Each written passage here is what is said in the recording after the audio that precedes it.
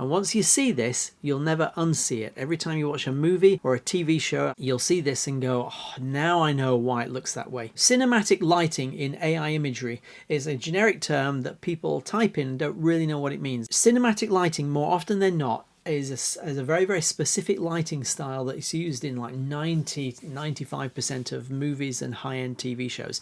And there's another word for it, which is short lighting. There are several other terms in the industry for this, but it basically means this.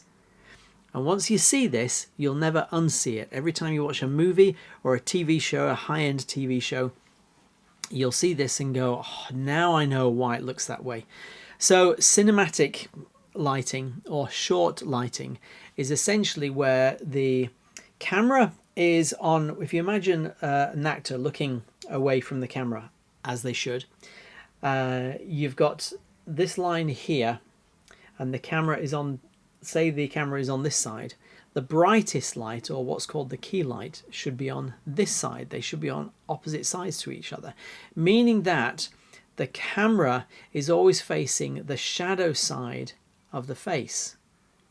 Once you see this, it's everywhere. It creates the illusion of depth. So I've kind of set it up today to do this with my lighting. So if I look this way, you'll see it's slightly darker on this side where the camera is, and it's supposed to be, to this side where the key light is here. That's the brightest light. The fill light is here, which isn't as bright as that. And often you'll have a hair light or a ring light or a kicker behind the head. Short version, the camera looks at the shadow side of the face, and that's called short lighting. Now there is another important element, contrast ratio. Contrast ratio is how big of a contrast there is between the dark side, the shadowy side, and the light side or the key side. In a romantic comedy or something very light-hearted, the difference between the light and the dark is very, very, very minimal. You'll see it's almost flat, and that's called flat lighting. And it creates a mood that kind of lifts, there's no drama to it. It's just very, very, very family friendly, and you'll notice this in romantic comedies and anything light-hearted. And the more serious the tone of the movie, the more intense the difference between the light side and the dark side of the face.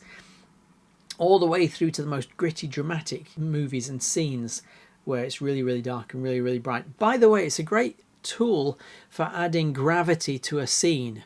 If you've got a specific scene where there's a lot of gravity to it and a lot of drama in it, or you want to kind of turn up the dial on the drama and the gravity of the scene, is to increase the contrast ratio between light and dark. And then when you want to kind of lift the mood and make it more playful, well, you do the opposite.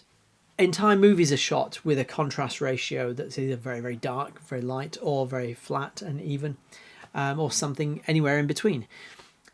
I saw a really interesting example recently. If you haven't seen it yet, you will love this. The Gentleman, the TV series. If you haven't watched it, you've got to go see it. The lighting in The Gentleman is really, really interesting because most of the time it's fairly flat, even lighting. Now, this is really interesting for a dramatic gangster thing, but the thing is, it's not entirely dramatic gangster. It's actually comedy. It's a really clever use of lighting to enhance the tone, which is like comedy drama, if you see what I mean. So that what they've done is to give you comedy, light-hearted type flat lighting on lots of the shots.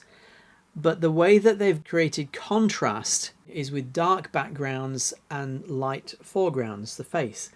Or you'll have color contrast, so that the foreground characters still pop from the background, still stand out against the background. And it's just a really, really interesting, it's one of the few shows that I've seen that, and movies as well, which doesn't have short lighting, but instead chooses a flat lighting style and uses for contrast the colors or dark background and light foreground. Really, really interesting.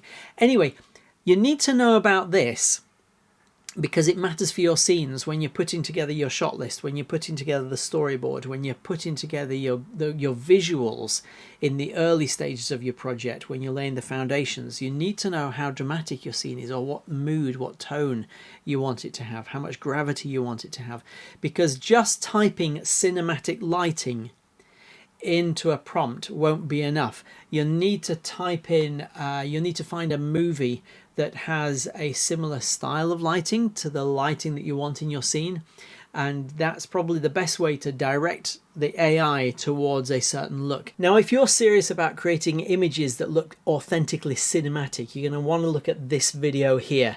It's all about how to stop characters breaking the fourth wall. That means characters looking straight at the camera. It's one of the dead giveaways for AI images versus something that looks like it could be a still shot from a movie, which is what I'm trying to create.